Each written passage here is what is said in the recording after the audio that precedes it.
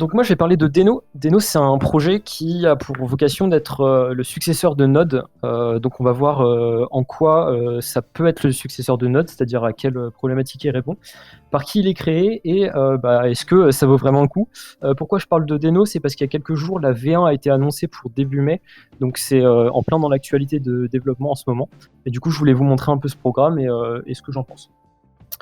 Donc ce rump, il m'a été inspiré parce que j'avais vu il y a quelques temps sur YouTube la conférence de Ryan Dahl, donc le fondateur de Node.js, qui en juillet 2018 au JSConf avait fait un mea culpa en fait pendant 28 minutes. Il avait fait un talk où il présentait les 10 regrets qu'il avait par rapport à Node.js, et vraiment pendant 28 minutes le mec en fait il s'excuse, il dit que Node, on va voir après quelques petits détails là-dessus, mais il dit que Node a des gros problèmes en termes de design, qu'aujourd'hui ça complexifie les codebases, que c'est plus très adapté, c'est plus très compatible avec le développement web qu'on peut retrouver aujourd'hui avec les nouvelles technologies.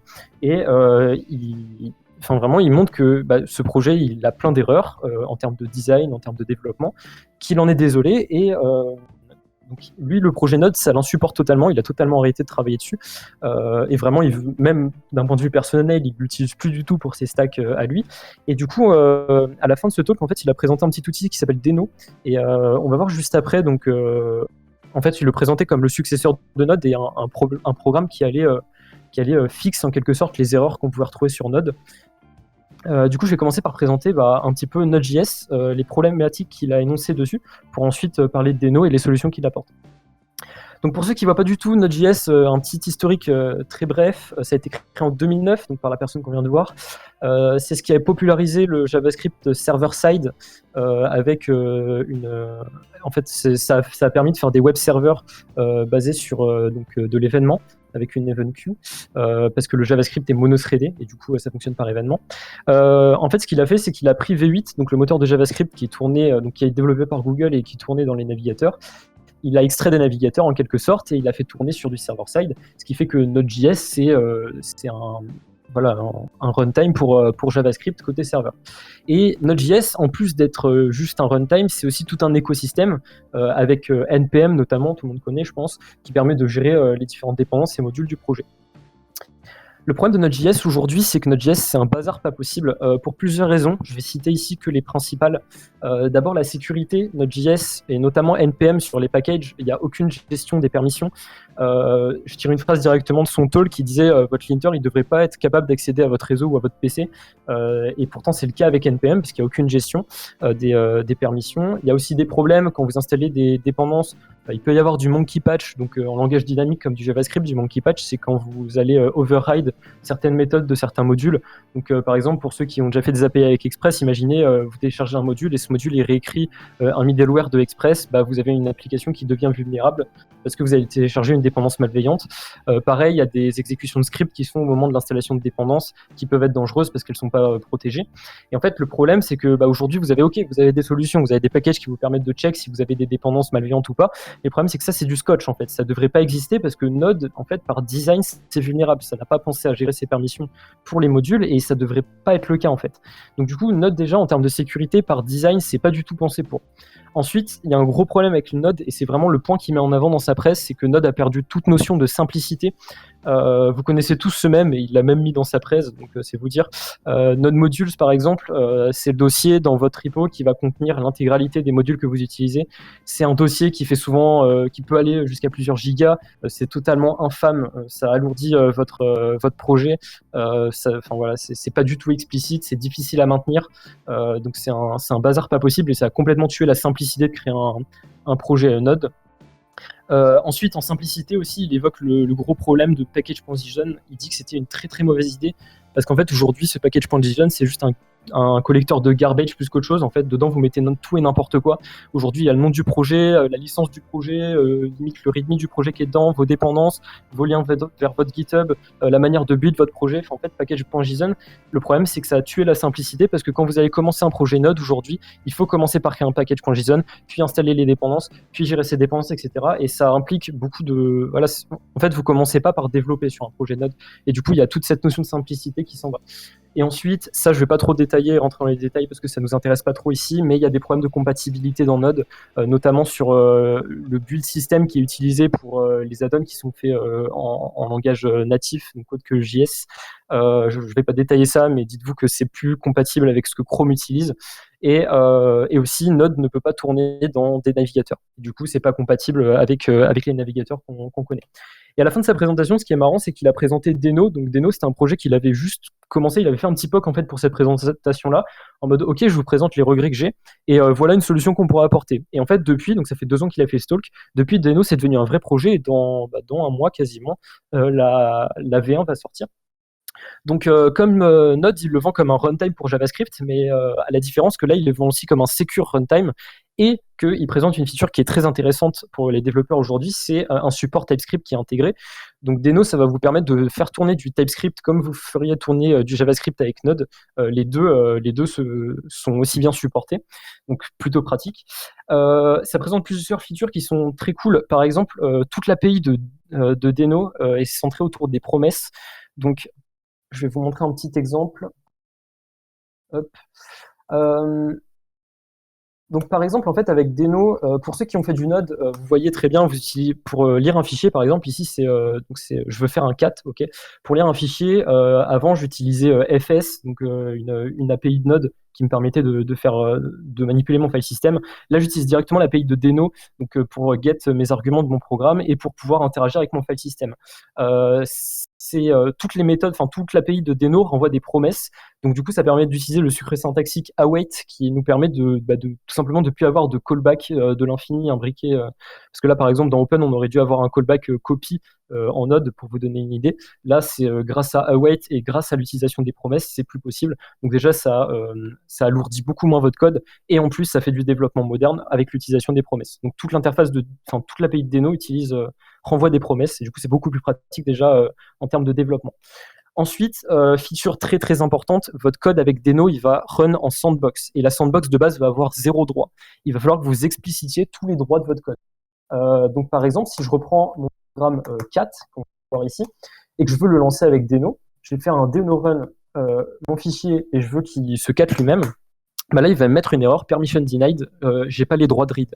Donc je suis obligé d'expliciter les droits de read pour ce programme-là.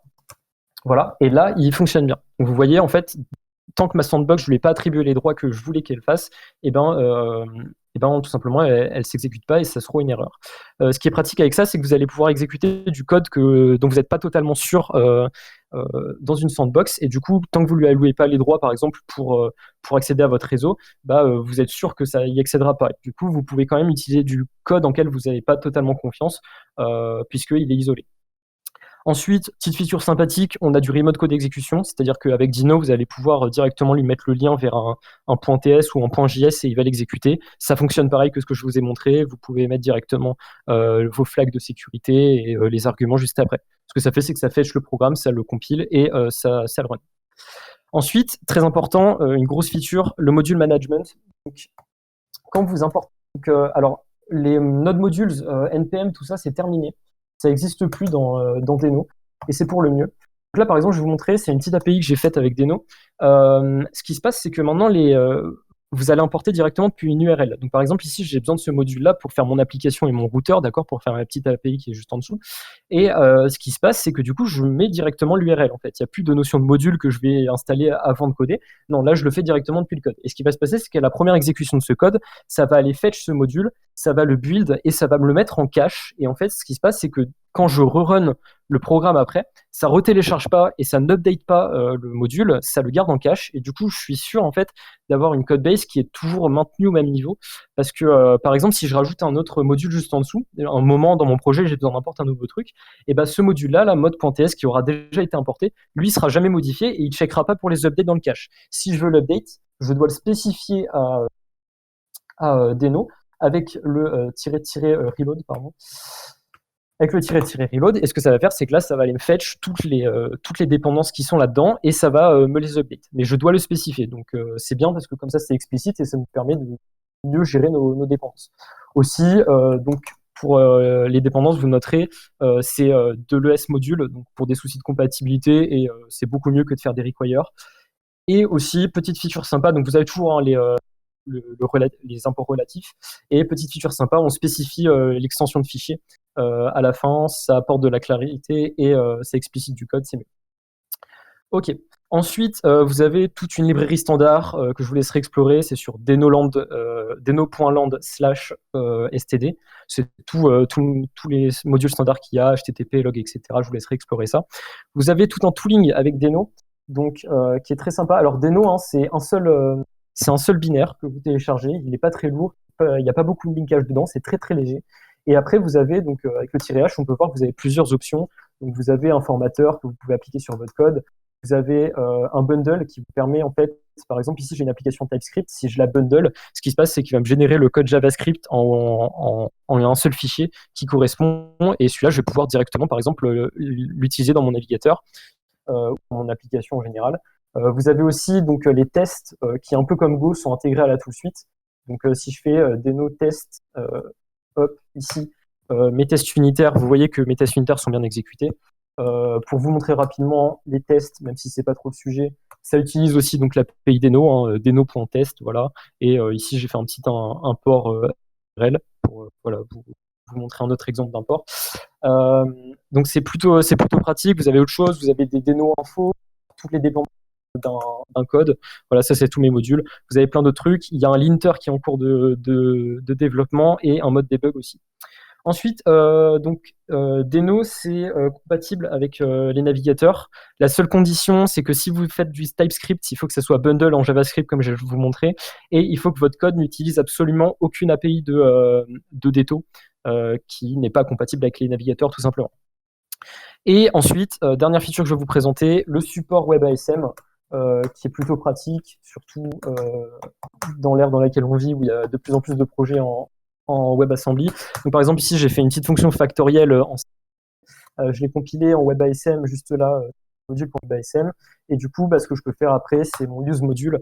Voilà, je crée un module WebAssembly qui est créé à partir de la lecture de mon fichier module.wasm. J'exporte ma fonction factorielle et après, je peux l'utiliser comme je veux. Donc, tac, tac, tac, tac. Hop. Alors là, vous voyez, il me remet une erreur parce que je ne lui ai pas dit de me mettre de lecture, ce qui est logique. Hop. Et voilà, donc là mon code est bien exécuté, donc c'est très très bien intégré. Donc voilà pour les features de Deno. Pour vous donner, donc le site c'est https://deno.land, donc vous allez avoir le manuel, le GitHub, tous les liens. Il y a un super tuto pour démarrer Deno, c'est très bien. La release de la V1 se fera le 13 mai, donc à surveiller. Et je voulais qu'on se quitte sur une petite citation du créateur de Node pendant son talk, qui a dit que cette phrase, en fait, c'est le gros problème de Node, c'est que quand vous créez un programme, si une feature vous paraît cool, mais pas nécessaire, vous l'incluez pas, en fait. Et c'est vraiment le changement qu'on voit entre Node et Deno. Deno, c'est très simple, ça respecte le KISS, Keep It Simple Stupid. Tout ce qu'il y a dans Deno, c'est nécessaire. Il n'y a pas de superflu comme dans Node. Il n'y a pas de surcomplexité. Et vraiment, c'est très agréable à utiliser. Tout a été pensé pour être assez minimaliste. Et donc voilà. Est-ce qu'il y a des questions par rapport à Deno? Est-ce que c'est envisageable de passer de Node à Deno sur les projets qu'on compte faire ou qu'on veut faire? Alors, le problème de Deno, que la V1 sort début mai, et du coup, elle a jamais... elle n'a pas été assez testée en production. Enfin, tu vois, Deno, c'est pas assez testé en production. Donc, c'est pas quelque chose de très stable. Pour un projet POC, ça peut être marrant d'essayer cette techno sur ton projet. Maintenant, ça reste, faut être conscient que ça reste un outil qui est en développement, qui n'a pas encore eu de release qui a été approuvé et testé comme Node a pu l'être par des grandes entreprises. Du coup, c'est plus un projet que tu as envie de manipuler un peu pour l'instant parce que c'est marrant, il y a des bonnes features, et attendre la vraie release et attendre le fait que ça soit éprouvé, tu vois, pour pouvoir commencer à vraiment l'utiliser sur des projets. Ok, merci. Moi, j'ai une petite question. De ce que j'avais vu, après, ça date peut-être il y a quelques semaines, moi, c'est que Deno est construit sur Tokyo, à l'event loop de Rust. Et Ouais. de ce que je sais, cet event loop n'a pas forcément super réputation, c'est un chantier, alors que Node se basait sur l'IBUV, qui est l'event loop C++, Mhm. qui est vraiment état Ouais. de l'art et tout. Du coup, moi, rien que ça me refroidit un petit peu de ouf, tu vois, de savoir que le back-end est pas forcément méga stable et tout. Est-ce qu'ils ont donné les raisons de ce choix? Pourquoi est-ce qu'ils ont utilisé Rust, etc. Parce que même si, bon, le Rust est en train de percer, ça hype tout le monde et tout, c'est quand même un choix fort que je trouve, moi, un petit peu bizarre quand même. Hmm. J'ai pas forcément cherché le pourquoi ils ont choisi ces technos-là. Je sais que il y a une grosse partie qui est écrite en Rust, et je sais qu'ils ont leur raison et qu'ils l'ont justifié. Je sais plus où, faudrait que je te ressors l'article. D'accord, ok, ok. Mais pour le coup, j'ai pas de réponse particulière à savoir si ça sera mieux que les vols de Node ou pas. Pour le coup, j'ai envie de dire, on verra dès qu'il y aura des grosses applications ou des vrais trucs là-dessus, tu vois. Ça Notamment marche. la première release. Est-ce qu'il y a d'autres questions? Tu dirais que c'est un potentiel futur de la même façon qu'on s'attend actuellement que tu saches utiliser plus tard dans 5 ans. Euh, alors, déjà, il faut savoir, hein, Node, c'est utilisé par à peu près toutes les grandes entreprises que vous connaissez, PayPal, Microsoft, etc. Il y a toujours des stacks en Node partout. Et puis, c'est utilisé dans une très grosse partie des projets. Maintenant, Deno, je pense quand même que ça peut avoir de l'avenir. Après, c'est toujours pareil, hein. J'attends de voir la release pour voir vraiment ce qui va se passer et voir avoir des vrais retours d'expérience sur des mecs qui ont testé ça sur des vrais stacks. Mais je pense que Deno, ça peut avoir un futur parce que c'est créé par le mec qui a fait Node. Et genre vraiment, dans ce que j'ai pu tester et juste dans la philosophie du projet, on voit que c'est vraiment, comment dire, le mec, il a vraiment réfléchi sur le problème et il apporte vraiment des solutions concrètes sur ces problèmes-là. Du coup, je pense que c'est un projet à surveiller. Après, je ne pourrais pas te dire si dans 5 ans, Deno aura pris le pas sur Node. Mais en tout cas, j'aime bien l'initiative du créateur. Si tu enlèves un module qui est dans ton code, il est enlevé automatiquement de ton cache ou pas? Ouais, Ok. ce qui est plutôt pas mal. Après, ce qu'il conseille aussi, comme tu parles des caches, dans la documentation, c'est de versionner vos modules. Donc, c'est-à-dire le cache en fait sur une vraie, si vous faites une vraie application avec ça et que vous mettez en prod, le mieux c'est de sauvegarder votre cache sur un repo Git et ça vous permet de le versionner et ça vous permet de mieux le stocker. Mais oui, du coup, il update automatiquement tes dépendances. Ouais. Donc, Je viens de chercher, personnellement, je viens de chercher pourquoi il l'avait écrit en Rust. Mhm. Je comprends pas la signification, mais en gros, initialement, il avait fait en Go et ils ont dit qu'il avait fait finalement en Rust pour empêcher des potentiels garbage collector issues. Ouais. Ok, ouais. Ok. Si, Ouais, y a un- c'est qui est à la mode en ce moment comme argument, quoi. C'est ça. Il y a Discord qui avait écrit un article là-dessus, pourquoi ils ont switch de Go à Rust à cause de ça. Mais, S'il y a une update d'un des modules Mhm. du côté du provider du module, Ouais. ça le fetch à chaque fois ou Non. ça le fetch régulièrement? Vraiment, l'upload de tes modules, Deno le gère pas du tout en fait. Enfin, l'update de tes modules, pardon. C'est toi qui dois lui spécifier avec le --reload. Là, tout à l'heure, j'ai fait un --reload sur tout un projet, mais vous pouvez le faire sur certains modules en particulier. Ok. L'idée, c'est que c'est toi qui gères tes modules et en fait, ça a aussi l'avantage de te garantir une stabilité, c'est-à-dire que ton code, s'il utilise ce module-là, tu vois, tant que tu lui as pas dit d'update ou quoi, bah, il va toujours utiliser le même code et du coup, ça rend ta code base stable, quoi. Et tu Ok. contrôles tes updates. Donc voilà, du coup, c'était pour Deno. Donc projet à surveiller de près, à mon sens, et à tester surtout.